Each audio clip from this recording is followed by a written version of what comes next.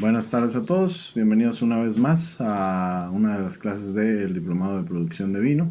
El día de hoy vamos a abordar un tema que en realidad a mucha gente nos tiene un poquito desfasados en ese aspecto de la producción. Hoy en día en la región vinícola en la cual me desempeño no se elaboran tantos ejemplos de lo que vamos a ver el día de hoy. Sin embargo, es comprensible entender esto debido al tipo de mercado que hoy en día existe en base a lo que un consumidor desea habitualmente en el ámbito del vino. Entonces, hoy en día este tipo de vinos de los cuales vamos a hablar, en particular de los casos del vino espumoso, del vino fortificado y del vino dulce, en particular suele ser algo que muy pocas vinícolas abordan, ya que es, digamos, un nicho de mercado más específico, por lo cual muchos consumidores prefieren en realidad apegarse más al vino tinto, que ya hemos visto cómo se elabora de diferentes maneras aquí en el diplomado. También podemos hablar sobre los vinos blancos o los vinos rosados, que suelen ser un poco más comerciales. Sin embargo, este tipo de vinos tienen su mercado específico, tienen su momento, para lo cual, dependiendo de la compañía o de la empresa para la cual se trabaje, en realidad va a ser tanto benéfico poder tener o contar con esta cartera de opciones para los mismos clientes, ¿no? Por lo cual el día de hoy vamos a abordar la teoría de elaboración de cada una de estas bebidas. Cabe mencionar que no todas en particular son explícitamente una manera en la que se pueden hacer, ¿no?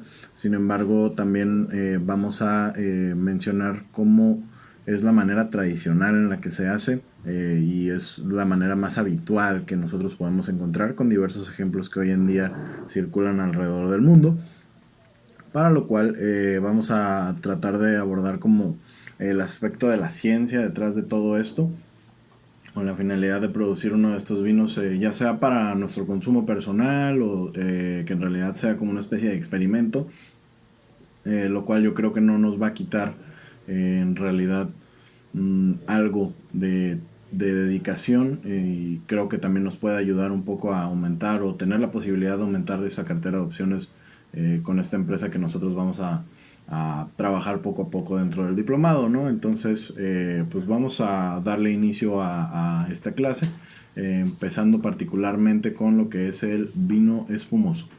Y bueno, hay que mencionar algunas cuestiones. El vino espumoso en realidad es un vino con carbonatación perceptible al paladar. Esto quiere decir que dentro de su contenido hay un porcentaje de gas carbónico que se ha disuelto dentro de la bebida, lo que hace que eleve su carácter, digamos, un poco más divertido en paladar, ¿no? Este tipo de burbuja que nosotros podemos encontrar, en particular se asimila más, digamos, a una burbuja que en realidad hace brillar más los sabores, hace brillar un poco más la persistencia de los mismos, de los aromas, y ayuda también a limpiar mucho el paladar, por lo cual se considera que los vinos espumosos en realidad son muy versátiles a la hora de combinarlos en armonizaciones con platillos, ¿no? Razón por la cual se puede combinar un espumoso con mole o un espumoso con algún pescado, en fin, ¿no? La verdad es que el vino espumoso es uno de los más versátiles, y esto se debe también a la manera en la que se elaboran los vinos, ya que en particular aquí nosotros buscamos una buena acidez en particular. Estamos hablando de una acidez que nos puede ayudar a preservar mejor la burbuja, y finalmente la acidez también, recordemos, es un factor determinante para la guarda en botella del vino en cuestión. Entonces, la acidez en particular va a impartir mucha frescura, y el hecho de que nosotros tengamos esa burbuja además disuelta dentro de nuestro líquido es como nosotros vamos a lograr que este vino espumoso pueda saber fresco, pueda saber en realidad muy vivaz, y que en realidad persista mucho en boca de los clientes, ¿no? Por lo cual es importante entender las dos maneras en las cuales un espumoso se puede elaborar. Y esta teoría ustedes la van a ver muy sumergidos en el ámbito de la elaboración del vino espumoso. Estamos hablando de una teoría que se maneja dentro de los mismos productores de champán, por ejemplo, e inclusive a las casas productoras, que son ya de un nivel muchísimo más, eh, muchísimo más grande o más industrial en la cual podemos hacer un vino espumoso, ¿no? Pero para entender el espumoso hay que entender las dos maneras en las que se hace, las cuales son el carácter reductivo y el carácter oxidativo. En su momento abordamos la definición de cada uno de estos términos, ¿no? En el cual reductivo significa básicamente la ausencia de oxígeno y el oxidativo viene siendo la presencia de oxígeno en la elaboración de cada uno de estos vinos. Sin embargo, el reductivo tiende a ser un aspecto que te garantiza muchísimo más los aromas frescos, muchísimo más los aromas como a fruta fresca. Si ustedes están imaginando una manzana, una pera, algo como una especie de limón o cítrico que en realidad es muy perceptible y que en realidad es muy limpio, estamos hablando de un vino espumoso que se hace de la manera reductiva. ¿Y a qué me refiero con manera reductiva? Yo quiero que vean la siguiente imagen. En la siguiente imagen refleja lo que es una prensa para las uvas que se encuentran en champán, ¿no? Y aquí lo que tenemos es una prensa a la cual le caben cerca de 4 toneladas. Es básicamente una ley en la cual se estipula que las prensas deben de ser de este tamaño para conservar la calidad del champán.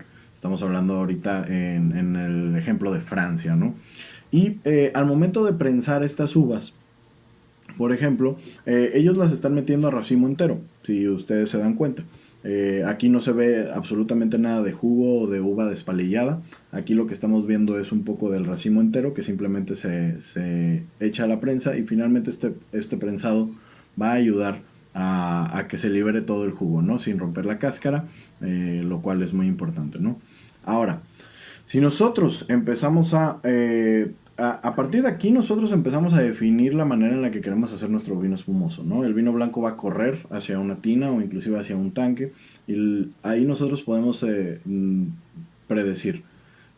¿Cómo quiero mi vino? Yo quiero que sea un vino que en realidad destaque más por los aromas de brillantez como de la fruta fresca, como algo cítrico que sea en realidad muy persistente, o preferiría tener algo que ya fuese un poquito más complejo, por ejemplo un vino espumoso que en realidad pueda simplemente brillar por estos caracteres de aromas complejos como lo pueden ser la nuez, puede ser la manzana caramelizada, en fin, ¿no?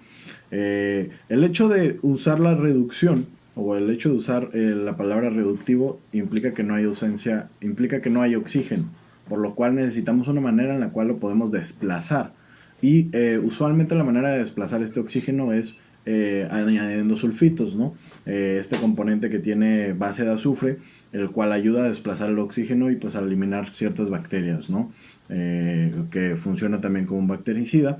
Entonces, el hecho de que yo, por ejemplo, como productor de champán o de cualquier vino espumoso, prense mi vino blanco y finalmente le agregue sulfitos, estoy hablando del carácter reductivo. Lo que quiero es conservar esos aromas frutales. Obviamente que no tengo que abusar del uso de estos sulfitos, porque una vez que tengamos demasiado sulfito en nuestro producto, es probable que el aroma a azufre, que nos puede recordar un poco como a huevo cocido, vegetales cocidos también, puede que se quede demasiado dentro de nuestro vino y finalmente ayude a tapar un poco este aspecto de la frutalidad fresca que nosotros buscábamos conservar, ¿no? Otra manera de pensarlo en un ambiente reductivo, por ejemplo, es ver cómo llevamos la fermentación, porque en particular la fermentación por sí sola es un proceso reductivo. En realidad genera CO2 y el CO2 básicamente desplaza el oxígeno, ¿no? Entonces, nuestras levaduras puede que batallen un poquito si no incorporamos alguna manera de oxígeno o si en el mismo vino no hay oxígeno disuelto ya, por lo cual es importante ver de qué manera utilizamos la fermentación con la finalidad de aprovechar mucho el carácter de esas levaduras e inclusive saber qué levaduras utilizamos para que nosotros podamos en realidad conservar esa frutalidad, ¿no? Y hablando en otro paso del aspecto reductivo, por ejemplo, nosotros podemos empezar a ver que un aspecto del carácter oxidativo, por ejemplo, es el guardar el vino o fermentar este vino en barricas. ¿Sí me explico? Puede que no quieras tener un vino que en realidad sea muy fresco, quieres que sea un poco más complejo y que se pueda abrir dentro de muchos años más, ¿no? La idea de fermentar ese vino en barricas implica que haya muchísimo mayor potencial oxígeno que está ocurriendo básicamente desde la entrega de las barricas, e inclusive hasta que en algunos casos se deja la cobertura de la barrica abierta, ¿no? O la tapa con esa misma fermentación, y finalmente ocurre un proceso de oxidación que es muchísimo más presente en este tipo de evolución, ¿no? Guardar el vino en barrica contra guardar el vino en tanque de acero inoxidable. El tanque de acero inoxidable sería reductivo y la barrica sería básicamente el carácter oxidativo, ¿no? Y llega el momento en el cual nosotros también, al momento de hacer el vino espumoso, una vez que nuestro vino ya fermentó completamente, nosotros podemos tener ese vino guardado y al embotellarlo, estamos hablando aquí de uno de los métodos de obtención que remarco aquí particularmente, que es el método Champenois. Básicamente aprendimos cómo hacer el vino blanco, ¿no? Y es probable que nosotros queramos llevarlo de esta manera oxidativa o reductiva. Lo importante es comprender que el vino espumoso requiere un vino base blanco, o inclusive puede ser rosado si así lo desean, pero la práctica tradicional es en realidad simplemente agregar un poco de vino tinto para pintar un poco ese rosado, y que el tinto en realidad no genere como estos aromas ya un poco más que puedan invadir la sutileza de lo que es el vino blanco, ¿no? Entonces se trata de hacer brillar este espumoso por medio de la acidez, de la frescura, y se hace un vino tinto de base, por ejemplo, bien logrado. Usualmente son vinos tintos frutales. En este caso podríamos hablar de la uva Pinot Noir, por ejemplo, la cual se utiliza mucho en la industria del champán también. Hay quienes prensan el Pinot Noir y simplemente lo llevan como un proceso de blanco, en fin. Cada quien dependerá de su proceso con la finalidad de tratar de destacar las cualidades que más les convienen, ¿no? Entonces, volvamos otra vez al tema en el cual nosotros básicamente prensamos la uva, tenemos un caldo que en realidad es jugo de uva y se utiliza para hacer vino blanco. Ese vino blanco, digamos, fermentó completamente y siendo piscado con una cantidad de Brix menor, cerca de los 20, de los 21 grados Brix, lo que vamos a hacer es fermentar todo ese vino y va a llegar, digamos, cercano a un caso de 10.5 a 11 grados de alcohol, ¿no? Ese vino que nosotros tenemos ya fermentado, del cual ya desfangamos o trasegamos después de los sedimentos, nosotros vamos a embotellarlo. Una vez en la botella nosotros queremos agregar lo que se conoce como el licor de tiraje. Y el licor de tiraje es una mezcla de el vino base junto con levadura, con azúcar, que nos van a ayudar a crear una segunda fermentación en botella. Y esta segunda fermentación en botella va a hacer que nuestro vino, por esa misma fermentación, genere CO2 y ese CO2 se disuelva dentro de la bebida misma. Para ello nosotros tenemos que contar con dos elementos imprescindibles. El primero es saber cuánto azúcar vamos a agregar, porque cerca de cada 4 gramos de azúcar por litro usualmente generan una atmósfera de presión. Y estas botellas en las cuales se envase el espumoso están diseñadas con cierto grosor que puede resistir hasta 6 atmósferas. Entonces, usualmente, dependiendo del grado de la burbuja que tú quieras tener dentro de tu espumoso, puedes maniobrar básicamente el carácter de este licor de tiraje, ¿no? Que si quiero agregar 4 gramos menos de lo que me recomiendan porque no quiero una burbuja demasiado agresiva, la manera en la que voy a hacer el espumoso, por ejemplo, no tengo las condiciones de guarda óptimas en las cuales se pueden poner este tipo de vinos, pues bueno, la idea es empezar a ver tu entorno, empezar a ver con qué cuentas y de qué manera podemos controlar este aspecto de la temperatura, porque recordemos que la levadura a ciertas temperaturas en los blancos se pueden aletargar y finalmente no pueden crear este efecto de la burbuja, ¿no? Que puede ser el deseado.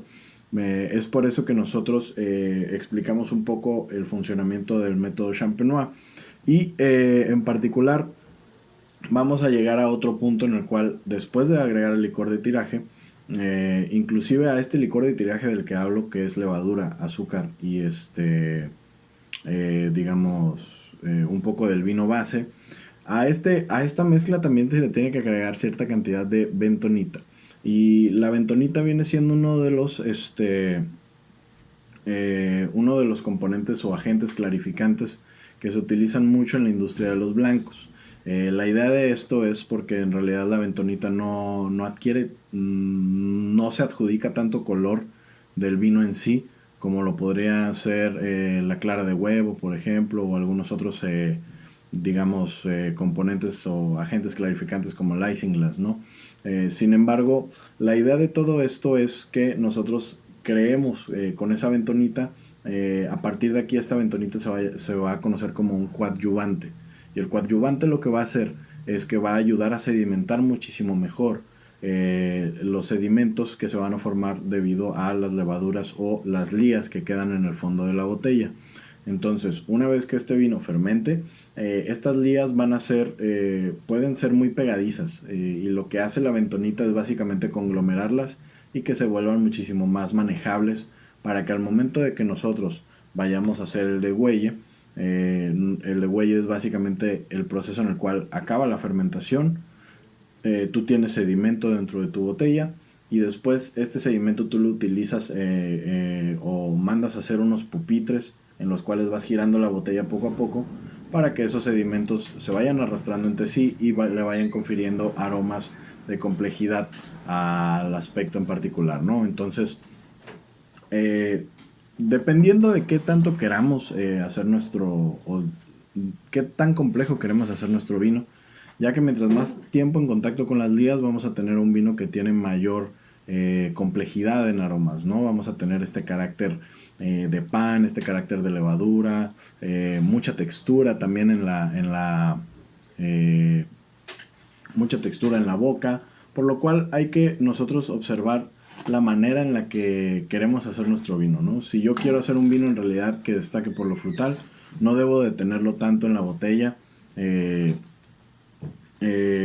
a comparación de otros champans que se pueden hacer, otros vinos espumosos que se llegan a ser muy complejos y que hasta duran 12 años en contacto con las lías, los cuales llegan a precios estratosféricos, ¿no? Entonces, una vez que nosotros tengamos esa fermentación y tengamos la decisión óptima para en particular saber cuánto tiempo lo vamos a dejar con las lías, vamos a abrir, vamos a degollar básicamente esa botella con la ayuda de algún instrumento. Y finalmente, este instrumento lo que nos va a ayudar es a disipar un poco el tapón de levadura, ¿no? Antes de abrirlo, nosotros tenemos que conseguir la manera en la cual sumergimos el cuello de la botella, el cual ya tiene los sedimentos que nosotros queríamos recolectar, y tenemos que hundir la botella en una mezcla de agua con glicol o básicamente nitrógeno líquido, ¿no? En el cual se congela un poco la boca de la botella. Al hacer el degüelle, lo que ocurre gracias a la presión que está generada en la botella es que este sellito o este tapón de levadura básicamente va a salir volando. Y entonces nos va básicamente a clarificar el vino de manera natural con la ayuda de la bentonita. Se van a ir todos esos sedimentos y nuestro vino va a estar completamente cristalino. Y posteriormente nosotros podemos agregar entonces lo que se conoce como el licor de expedición. Y el licor de expedición básicamente nos dicta el dulzor final que nosotros queremos agregar a nuestro vino. Si nosotros queremos un vino espumoso en realidad seco, lo único que tenemos que hacer es sacrificar una de las botellas y finalmente ayudarlas a rellenar con eso, con la finalidad de que tengamos el mismo nivel de carbonatación, ¿no? Por lo cual es muy importante que nosotros contemos con el equipo necesario para poder maniobrar esta conservación de la burbuja. Entonces, una vez que la botella se libera, nosotros necesitamos tener al equipo bien preparado para volver a taponar esa botella y que no se escape más gas carbónico, que es básicamente lo que queremos conservar en este tipo de vinos.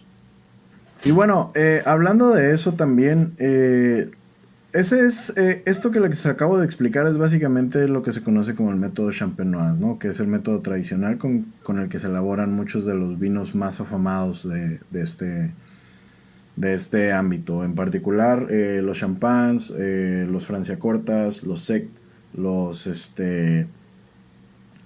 y también podemos encontrar los espumosos cava, por ejemplo. Se elaboran en base básicamente a el contacto con las lías que tienen y la segunda fermentación en botella que le dan, que van a hacer que el vino adquiera aromas de complejidad y aromas complejos muy bien logrados. Sin embargo, recalco en esta exposición como el número uno, porque es el más utilizado y es el que muchos emulan a la hora de producir un vino espumoso aquí en la región. Les podemos también hablar del número 5, que es el método ancestral, en el cual básicamente nosotros definimos por misma ciencia y por mismo parámetro de estos 4 gramos de azúcar por litro para generar una atmósfera de presión, para generar un método en el que antes se elaboraban los espumosos, que hoy en día se utiliza como una marca, una especie de marketing para la distribución de este tipo de vinos, que son los conocidos PetNat, o en otras palabras, los Petit Naturel. Y los Petit Naturel llevan a cabo un proceso que se conoce como el método ancestral, muy similar a los primeros pasos del Champenois. Aquí la única cuestión, por ejemplo, es que ellos no elaboran de huelle. Básicamente lo que ocurre es que en el vino, este PetNat, por ejemplo, los sedimentos se quedan en la misma botella. Entonces la botella que se comercializa es la que viene con sedimentos. Es como si nosotros detuviéramos ese proceso en la fase de pupitre, y una vez que salga del pupitre finalmente lo empezamos a vender sin hacer de huelle, y ya después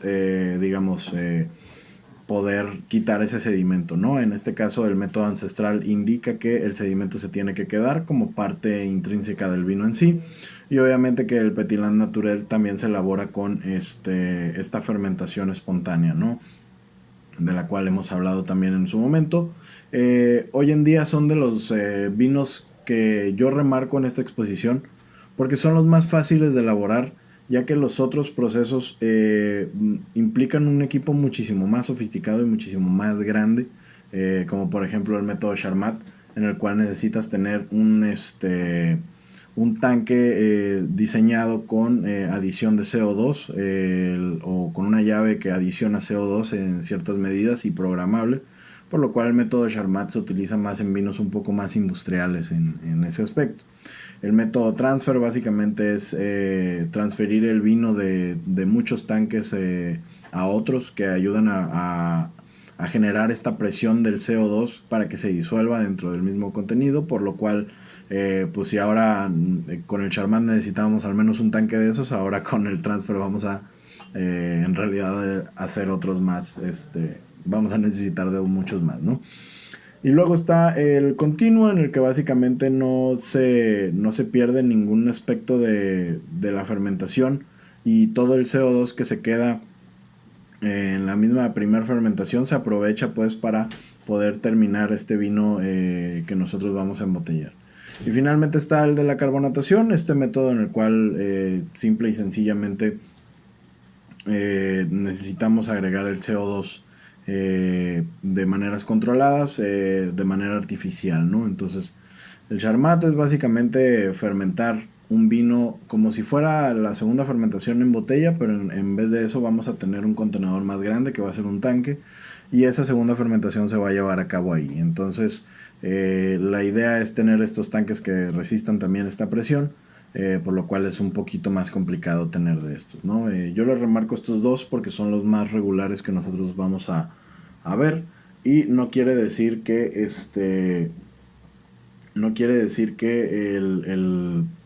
el aspecto de los demás es de menor calidad. En realidad se puede lograr una calidad muy buena en base a algunos de ellos. Hay muchos vinos como los prosecos, hay algunos hay algunos otros vinos que en realidad son muy limpios en este aspecto de los aromas, y pueden mejorar en ese aspecto, ¿no? Ahora, hay algo que yo quiero mencionar mucho acerca de el aspecto del carácter oxidativo contra el reductivo, y es algo que ha habido mucha polémica, ya que pues mucha gente infiere que en realidad no cambian mucho los sabores. Sin embargo, cada espumoso tiene su estilo, y de ustedes dependerá elegir el estilo más deseado.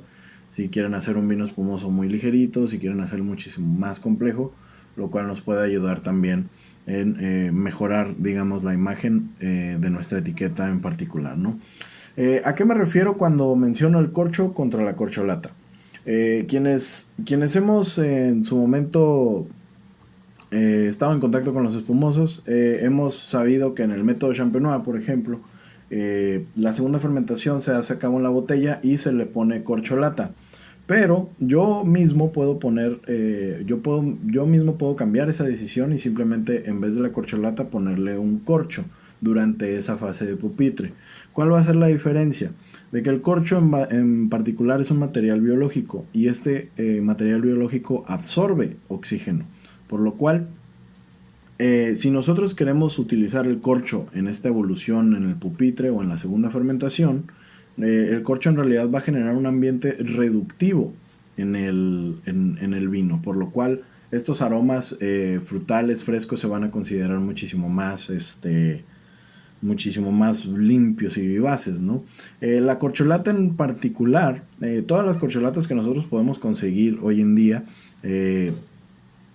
tienen cierto grado de permeabilidad y tú le puedes pedir a tu productor qué tanto gas carbónico quieres conservar dentro de ese vino, o si prefieres un tipo de corcholata que tenga un grado de permeabilidad más alto para que deje escapar muchísimo más gas carbónico, ¿no? Obviamente que esto es en cantidades muy mínimas, sin embargo se puede medir, hay de acuerdo a muchas especificaciones como 10 grados diferentes en los cuales tú puedes pedir la permeabilidad, ¿no? Obviamente se trata de que no se escape tanto. Sin embargo, la corcholata no es este ente biológico el cual absorbe oxígeno desde fuera. Por lo tanto, sí deja salir un poco de gas carbónico, pero también permite la entrada de oxígeno a través de la corcholata, ¿no? Entonces, el corcho lo que hace es, además de generar esa presión desde dentro y evitar que salga, evitar que se meta oxígeno, básicamente el corcho también consume el oxígeno de fuera desde el corcho.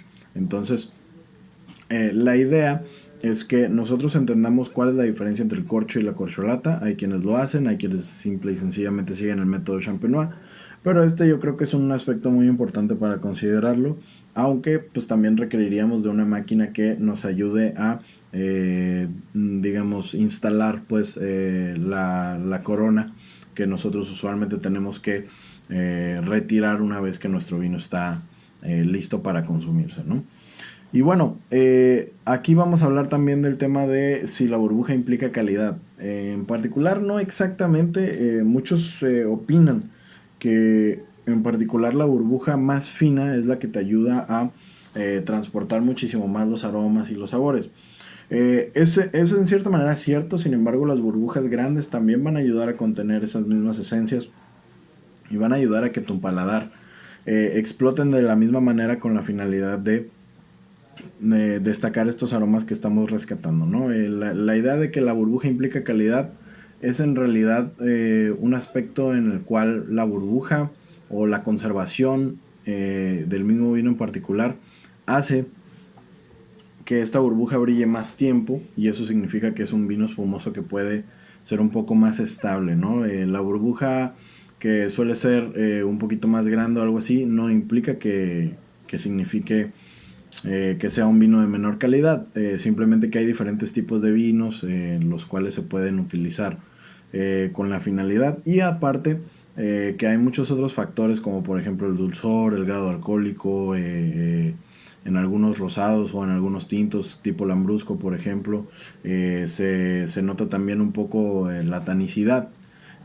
Básicamente esta burbuja suele ser un poco más carácter, suele ser algo distintivo del estilo de vino que se está creando, y no significa que ese lambrusco que tiene una burbuja muchísimo más grande es de muchísimo menor calidad que un champán que tiene 12 años de calidad. Básicamente lo que busca el champán de 12 años es tener esa burbuja fina, y lo que busca ese lambrusco en realidad es tener esa burbuja un poco más gruesa y con menos atmósferas de presión, lo cual no significa que uno se tenga que poner en contra del otro. Son estilos diferentes los cuales tienen parámetros diferentes de calidad dentro de la misma, y la burbuja es básicamente un aspecto más de lo que se puede llamar calidad en su totalidad, ¿no? Y bueno, eso es básicamente la manera en la que nosotros tenemos que visualizar a la hora de producir un vino espumoso en nuestro caso. Les voy a dejar un video que habla un poquito acerca de la elaboración del champán. Es un video en realidad bastante didáctico, el cual creo que es muy ilustrativo a la hora de tomar estas decisiones que nosotros vamos a enfrentar a la hora de tener pues la odisea de elaborar un vino espumoso, ¿no? Entonces, sobre la decisión de las uvas, yo siempre recomiendo tener uvas con buena acidez. Si van a usar ustedes vino blanco, les recomiendo, por ejemplo, acá en algunas zonas el Chenin Blanc, el Chardonnay, en algunos Sauvignon Blancs también hay muy buena cantidad de uvas con buena acidez. Y de tintos también se pueden hacer vinos rosados o vinos blancos, inclusive de espumosos de uvas tintas. Ya hemos visto, por ejemplo, Casa de Piedra, que también produce espumosos de piedra. Y estos espumosos en algún momento pues pueden ser muy buenos, ¿no? Uvas como Barbera, Zinfandel, en algunos casos Grenache, conservan muy bien la acidez de estos vinos, por lo cual hacerlos de manera rosado, espumoso o un blanco espumoso, quien pueda y quien tenga la maquinaria necesaria, en realidad sí hay muy buenos ejemplos de estas uvas en particular, ¿no? Por lo cual, pues adelante. Aquí en la bibliografía también les paso a dejar un poco acerca de lo que nosotros necesitamos a la hora de crear básicamente este tipo de vinos en cuestión, ¿no? Les vamos a dejar una ficha explicando también un poco acerca de la lógica del vino espumoso y poco a poco vamos a ver los diferentes procesos en este documento, para lo cual nos podemos guiar en base a ello, ¿no? Y bueno, ahora vamos a hablar sobre la teoría de elaboración de los vinos fortificados. En particular, los vinos fortificados son algo sumamente difícil de ver aquí en México. Usualmente nosotros vemos un poco más de vinos un poco más tirados a los dulces y todo eso. Sin embargo, los vinos fortificados, como no somos una región productora de brandy a nivel global con la finalidad de surtir para básicamente un mercado nacional, en realidad es un poquito más complicado, ¿no? Solamente Domecq, y en su momento pues sigue produciendo este tipo de ejemplares, ¿no? Pero bueno, vamos a platicar un poco acerca de la teoría del vino fortificado, ¿no? Y fortificar implica añadir o adicionar brandy neutral o añejo al mosto sin haber culminado fermentación. En este caso estamos hablando específicamente de los oportos, ya que hay otros ejemplos en los cuales el fortificado ocurre habiendo culminado la fermentación con sus respectivas barricas al 75% de su capacidad, es decir, que estas barricas no están completamente llenas y hay un espacio de oxígeno que ayuda a mejorar básicamente el desarrollo de lo que es lo que se conoce como la flor. Y la flor es básicamente una capa de protección que surge a partir de que el vino se encuentra en contacto con el oxígeno, y estas levaduras lo que hacen es crear una capa protectora que ayuda a consumir oxígeno para proteger al mismo vino del mismo oxígeno en sí, ¿no? Entonces, usualmente lo que nosotros queremos con la fortificación es inhibir el crecimiento de bacterias y levaduras. Sin embargo, hay cierto contenido alcohólico que resisten muchas levaduras, y todo ello va a implicar que nosotros tengamos este crecimiento de la flor del cual hablamos, ¿no? Aquí el resultado de, por ejemplo, adicionar este tipo de aguardiente o de brandy neutral implica, antes de la fermentación o antes de que termine la fermentación, implica que vamos a tener un dulzor en un contenido alcohólico elevado.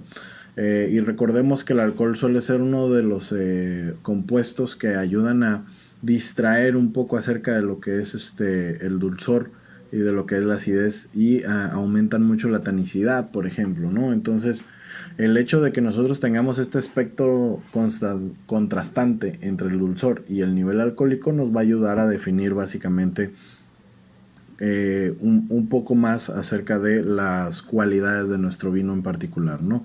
Vamos a tener un vino más balanceado si tenemos un buen nivel de dulzor. y un nivel alcohólico que en realidad no sea tan excesivo para contrarrestar en balance ese tipo de compuestos, ¿no? Y bueno, vamos a hablar de los dos principios que acongojan a los vinos fortificados en particular, los cuales son la crianza biológica y la crianza oxidativa. En el particular caso de la crianza biológica, usualmente se conoce como la fortificación hasta hasta el grado 15 o el 15% de volumen alcohólico. Usualmente acá en México conocemos el máximo como de 14.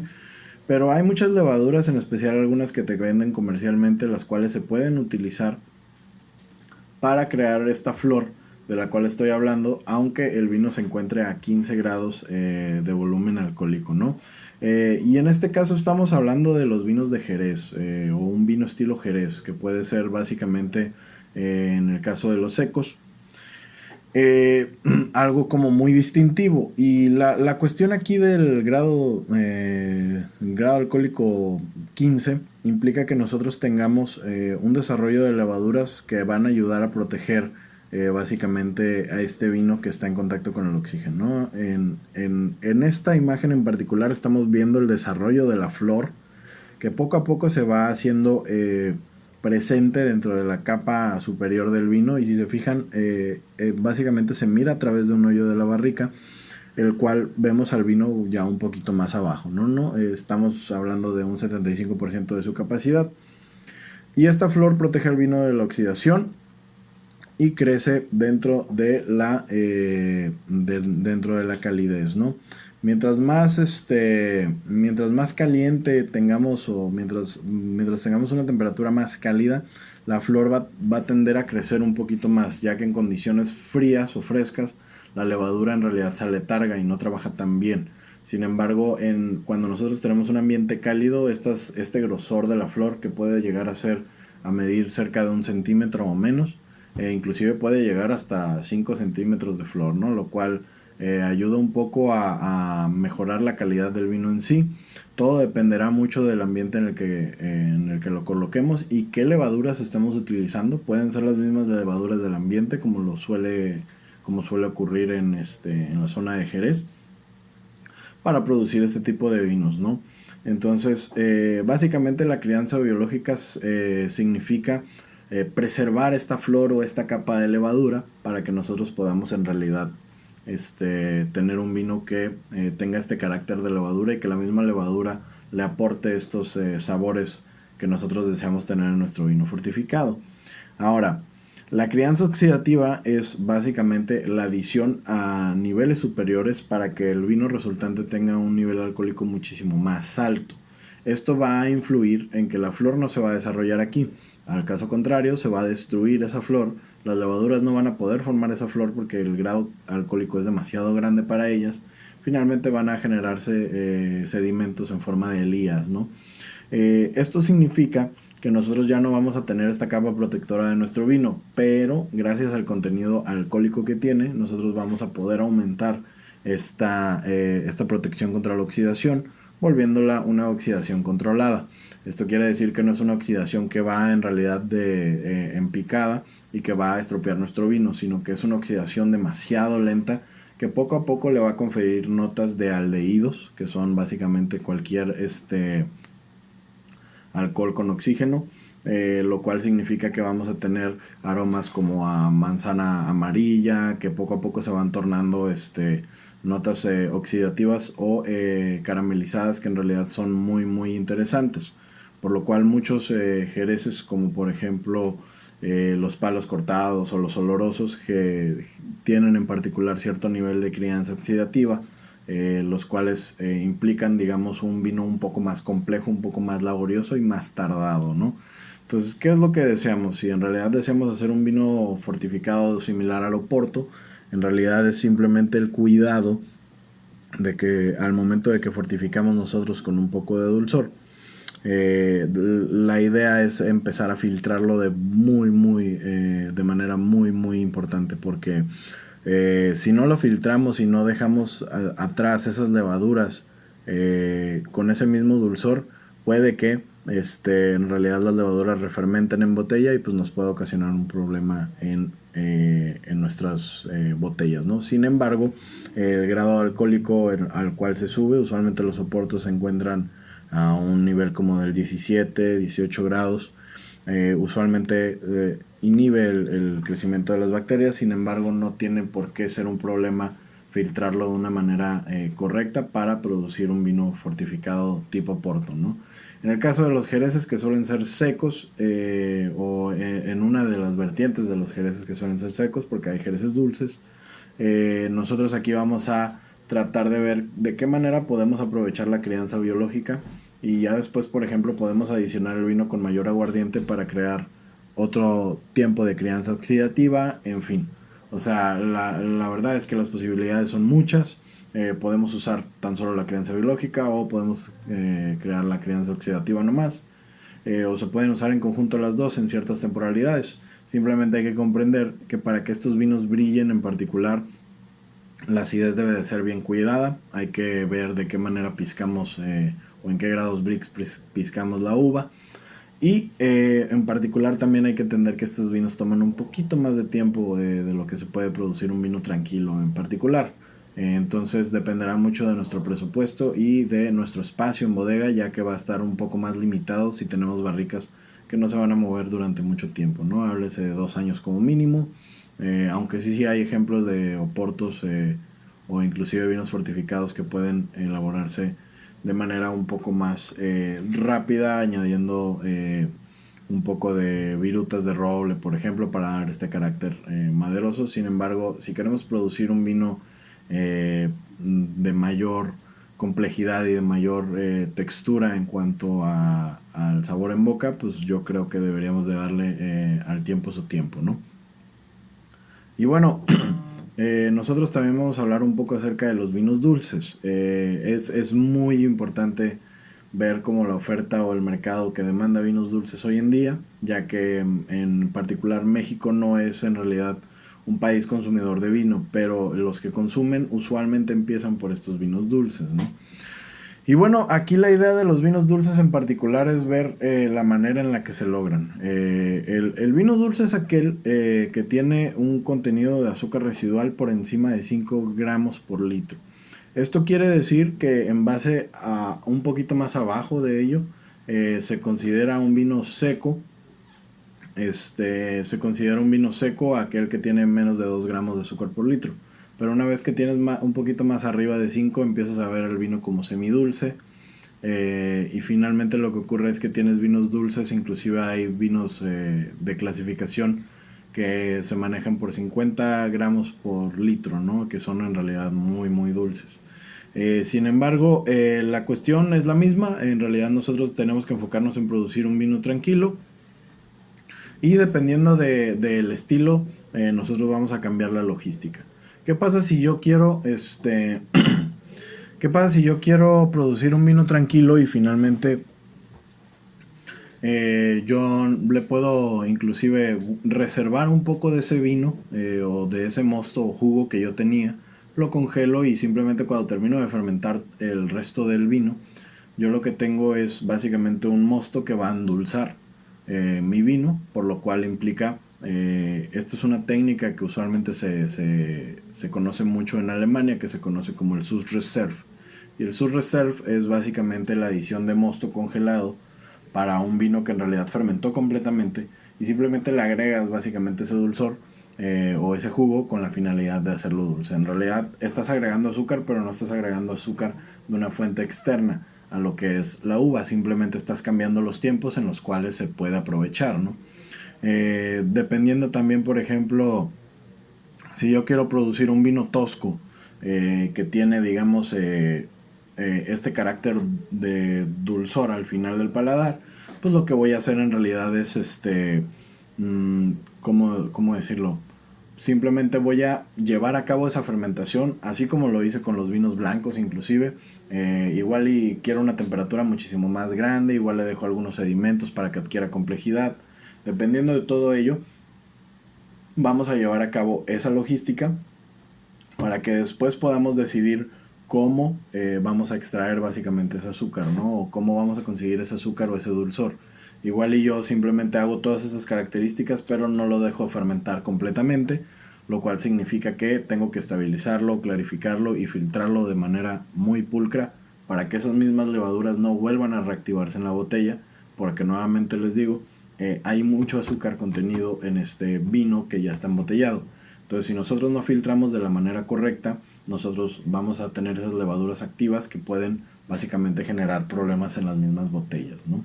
Y bueno, también en los viñedos, por ejemplo, nosotros podemos tomar esas consideraciones. Podemos realizar, por ejemplo, la cosecha tardía. Y la cosecha tardía es básicamente, si yo tengo entendido que el grado Brix que quiero para un vino seco se puede llegar en buena medida en el mes de septiembre, mientras lo voy analizando y muestreando, pues puede que simplemente yo quiera piscar la uva hasta octubre. Permito que se deshidrate, que aumente el grado Brix. Finalmente voy a tener un vino que al fermentar o al tratar de fermentar completamente, la levadura se va a letargar y va a dejar atrás un poco de azúcar que van a ser mi vino de carácter dulce. Sin embargo, esto tiene que ver algo muy importante con el siguiente punto, que es conservar la acidez. Una vez que el grado Brix sube, la acidez va bajando. Entonces nosotros tenemos que encontrar ese punto de balance en el cual decidamos qué tanta acidez quiero conservar de ese aspecto, ¿no? El hecho de hacer múltiples cosechas en diferentes tiempos o la cosecha en verde, como se le llama, es básicamente el hecho de piscar a un grado Brix muchísimo más, un poco más bajo, con la finalidad de conservar esa acidez y crear, digamos, dos cosechas distintas. Una cosecha del mismo lote, digámosle, una hectárea de viñedo, media hectárea la pisco una semana antes que la otra. La que tiene la semana más tardía básicamente va a tener mayor azúcar y la que tiene la semana más temprana en realidad va a ser más acidez.